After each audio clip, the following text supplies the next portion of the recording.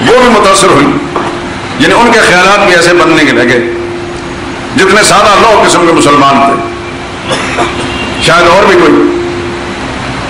پورا 1 مہینہ گزر گیا، رسول اللہ صلی اللہ علیہ وسلم کبھی ایک سے پوچھتے ہیں تم بتاؤ میری گھر والوں کے بارے میں کیا رائے ہے؟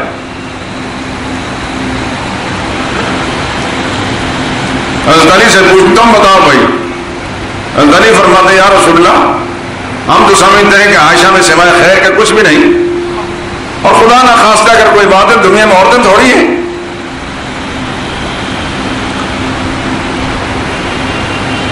حضرت عثمان سے پوچھا گیا، فرمایا میں تو یہ سمجھتا ہوں کہ جو خدا آپ کے جوتے میں ناپاکی گوارا نہیں کرتا وہ آپ کے بستر پر کبھی ناپاک اور گوارا نہیں کرے گا۔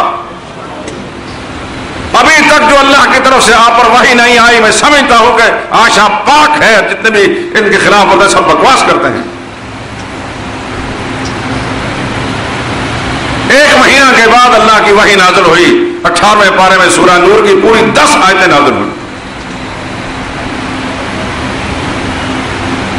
اور وہاں یہ فرمایا وَلَوْلَا إِذْ سَمِعْتُمُوهُ قُلْتُمْ مَا يَكُونُ لَنَا أَن نَّتَكَلَّمَ بِهَذَا سُبْحَانَكَ هَذَا بُهْتَانٌ عَظِيمٌ۔ مسلمانوں تم نے سنتے ہی کیوں نہیں کہہ دیا تھا کہ ہمیں اس قسم کا تذکرہ بھی زبان پر نہیں لانا، اللہ تو پاک ہے، هَذَا بُهْتَانٌ عَظِيمٌ، یہ بہت بڑا بہتان باندھا گیا ہے۔ وہیں یہ فرمایا الخبیثات للخبیثین والخبیثون للخبیثات والطیبات للطیبین والطیبون للطیبات۔ خبیث عورتیں خبیث مردوں کے لیے ہوتی ہیں اور پاک عورتیں پاک مردوں کے لیے ہوتی ہیں۔ اگر محمد رسول اللہ پاک ہیں تو اللہ نے ان کے لیے پاک ہی عورت کا انتظام کیا ہوگا۔ میرے دوستوں اور بزرگوں، صحابہ کرام سے مختلف روایات ہیں، ما بغت امرأۃ نبی قط، دنیا میں کوئی پیغمبر ایسا نہیں گزرا جس کی بیوی زانیہ اور بدکار اور بدچلن گزری ہو۔ کافرہ اور مشرکہ گزری ہیں نبیوں کی بیویاں۔ نوح علیہ السلام کی بیوی مشرکہ تھی، لوط علیہ السلام کی بیوی مشرکہ تھی، قرآن کریم میں موجود ہے، لیکن بدکار اور بدچلن کوئی نہیں گزری۔ ما بغت امرأۃ نبی قط، کسی نبی کی بیوی نے کبھی بدکاری نہیں کی۔ جو خدا نبی کے بستر پر ناپاک وجود برداشت نہیں کر سکتا وہ خدا کیسے گوارا کرے گا کہ نبی کا وجود اور اس کی تخلیق و تکوین کسی ناپاک ذریعے سے ہو سکے؟ معلوم ہوتا ہے کہ نبی پاک پشتوں سے پاک رحموں میں منتقل ہوتے رہے، اس لیے حضور نے فرمایا انا انفسکم نسبا وحسبا وسحرا، دنیا کے لوگوں فخرن یہ بات نہیں کر رہا، فضلن کہتا ہوں، اللہ کے فضل کو سامنے حال رکھ کر کہتا ہوں، میرے باپ عبداللہ سے لے کر میرے آباء و اجداد میں ملت آدم تک لیس فی آبائی صفاحن، کوئی بد چلن بدکار نہیں گزرا، کلنا نکاح، سب کے سب نکاح کے ذریعے دنیا میں آئے ہیں۔ دنیا میں جتنے بھی نبی آئے اللہ کی توحید کی دعوت دی، نبیوں کے جانی دشمن تو بے شمار تھے، نبیوں کو شہید بھی کیا گیا، نبیوں کو بے وطن بھی کیا گیا، لیکن نبی کے نسب پر کسی نے انگلی نہیں اٹھائی سوائے ایک قوم کے، دنیا کے خدا کی آسمان کے نیچے دھرتی پر سب سے زیادہ ذلیل اور کمینہ قوم ہے یہودیوں کی، انہوں نے نبیوں کے تان پر انگلی اٹھائی، اس کے سوا کسی نے نہیں اٹھائی۔ خدا کی زمین پر آسمان کی کھال کے نیچے آدم کی اولاد میں یہودی سے زیادہ ذلیل اور کمینہ دنیا کو نہیں گزرا۔ سب سے بدتر خدا کی زمین پر بسنے والی مخلوق یہودی ہے۔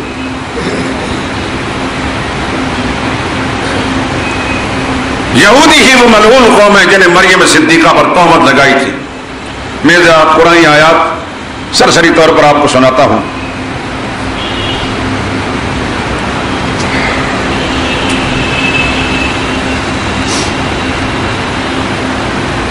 فَبِمَا نَقْضِهِم مِّيثَاقَهُمْ، ان یہودیوں کی عہد شکنیوں کی بنا پر، وَكُفْرِهِم بِآيَاتِ اللَّهِ، اور اللہ کی آیتوں کے ساتھ انکار کرنے اور کفر کرنے کے سبب، وَقَتْلِهِمُ الْأَنْبِيَاءَ، اور نبیوں کو قتل کرنے کے سبب، وَقَوْلِهِمْ قُلُوبُنَا غُلْفٌ، اور ان کے اس بکواس کے سبب کے کہنے لگے ہمیں کسی طرح کی بات سمجھ میں نہیں آتی، ہمارے دلوں پر پردے پڑے ہوئے. بل طبع اللہ علیہا بکفرہم، بلکہ اللہ نے مہر لگا دی ان کے کفر پر. وبکفرہم، اور ان کے کفر کے سبب. وقولہم علی مریم بہتانا عظیما، اور مریم صدیقہ پر عظیم بہتان باندھنے کے سبب. وقولہم انا قتلنا المسیح، اور ان کے اس بکواس کے سبب جو کہنے لگے ہم نے عیسیٰ بن مریم کو قتل کر دیا جو اللہ کے رسول تھے. وما قتلوه، حالانکہ انہوں نے قتل نہیں کیا. وما صلبوه، انہوں نے صلیب پر نہیں چڑھایا. ولکن شبہ لهم، ان کا معاملہ مشتبہ بنا دیا گیا. یہ ساری باتیں کر کے اللہ فرماتے لعناہم، ان پر ہم نے جو لعنت اور پھٹکار بھیجی یہ سبب تھے ان کی ملعونیت کے. دنیا کی قوموں میں ملعون قوم یہودی قوم ہے، اور یہ جرائم تھے جن کا ایک سرسری سے جائزہ آپ حضرات نے لیا کہ ان اسباب کی بنا پر ان وجوہ میں سے ایک بڑی خبیث وجہ یہ تھی کہ حضرت مریم صدیقہ پر انہوں نے تہمت لگائی تھی.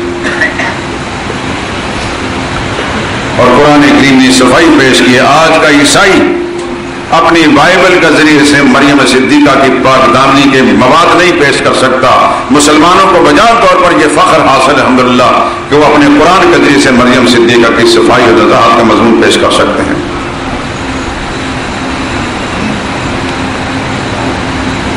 وَأُمُّهُ صِدِّيقَةٌ، قرآن صاف کہتا ہے وَأُمُّهُ صِدِّيقَةٌ، عیسیٰ علیہ السلام کی والدہ مریم وہ صدیقہ تھی.